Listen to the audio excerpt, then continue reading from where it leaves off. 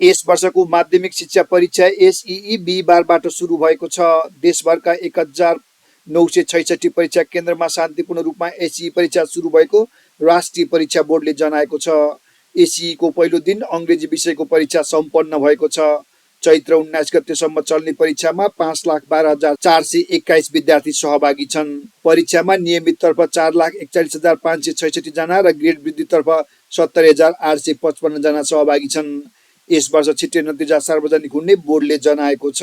परीक्षाको सुरक्षाका लागि प्रत्येक केन्द्रमा 15 जना प्रहरी, 1 केन्द्राध्यक्ष, 1 जना सहायक केन्द्राध्यक्ष, 20 जना परीक्षार्थी बराबर 1 निरीक्षक, 100 जना परीक्षार्थी बराबर 1 कार्यालय सहयोगी र अन्य 2 कर्मचारीको व्यवस्था गरिएको बोर्डले जनाएको छ।